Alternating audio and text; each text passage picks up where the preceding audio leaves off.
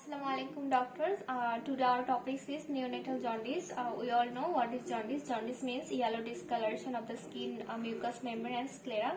Now neonatal jaundice means the jaundice that appears within the first 28 days of life. Then we'll talk about the types. We categorize jaundice as early onset and late onset. Early onset means the jaundice that appears within the first 10 days. And late onset means the jaundice that appears after 10 days. Now we categorize early onset as the jaundice that appears within first 24 hours and the jaundice that appears within 3rd to 10th day. First 24 hours we see jaundice for ABO incompatibility or for RH incompatibility or for glucose 6-phosphate dehydrogenase deficiency. And then within 3rd to 10th day of life we see jaundice for physiological jaundice, then jaundice of prematurity or for sepsis or galactosemia. Physiological jaundice and jaundice of prematurity that both causes because our liver is immature to process the bilirubin. So bilirubin level increase in our blood and causes jaundice. And then late onset that appears after 10 days. Late onset jaundice, it may be due to hypothyroidism. It may be due to neonatal hepatitis, or it may be due to pyloric stenosis.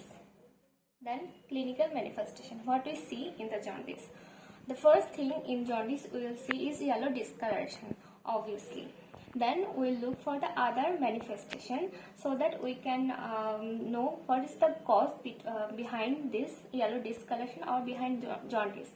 Then we may see pallor. If we see pallor, it means that the patient has anemia, which indicates that the reason behind jaundice is hemolytic, maybe the hemolytic anemia, which causing anemia and jaundice altogether. Or we may found the poor feeding. We may get it from the history. Poor feeding may indicate sepsis.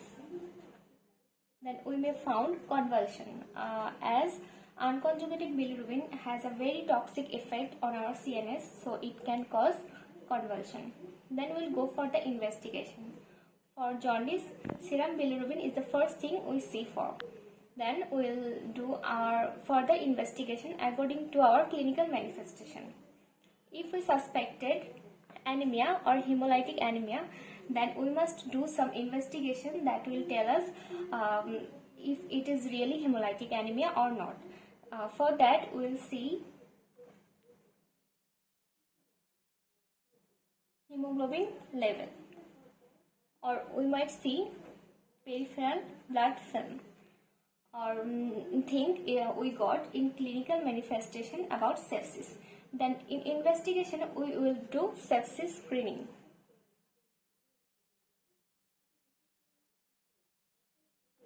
Or if we suspect that there is ABO incompatibility or RH incompatibility, we must do a Coombs test. Then we will come for the treatment. Treatment is basically as we told before, that 60% of the term baby and 80% of the new term babies develop jaundice within first week, but most of them is physiological jaundice which disappears then by breastfeeding. Then we will counsel mother for exclusive breastfeeding. But if jaundice doesn't disappears or if the bilirubin is high, then we will go for the phototherapy. If phototherapy fails, that means after phototherapy there is increased bilirubin level and the jaundice is not improving, then we will go for the exchange transfusion. Now we will discuss about a case of jaundice. So here is our first case where we can see that the infant, when he was 2 days old, he developed jaundice and he improved spontaneously without any other further evaluation, and he was on exclusive breastfeeding and also gaining weight. Basically, he was not having any other associated problem despite that jaundice, and jaundice also improved spontaneously. So obviously, our diagnosis will be the physiological jaundice. Then I come to our second case, where a child of 2 week old uh, who gradually become jaundiced over few days, and she was sent to hospital, but obviously she was exclusively breastfeeding, and she also had no other problem. She was growing well, and her stool was also normal in color, only bilirubin was increased. Here we can suspect that there is breast milk jaundice. Basically, in breast milk jaundice, the child have no other associated symptom. She is absolutely fine, except her bilirubin level is increased. So here we suspect that there is breast milk jaundice.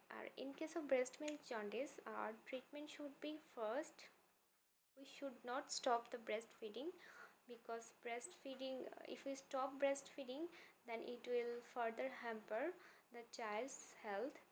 Then we can just discontinue for 24-hour breastfeeding, then we can start it again. And then our second in treatment might be the phototherapy. But as the question is asking for the single most appropriate management, so we will choose D, means continue breastfeeding.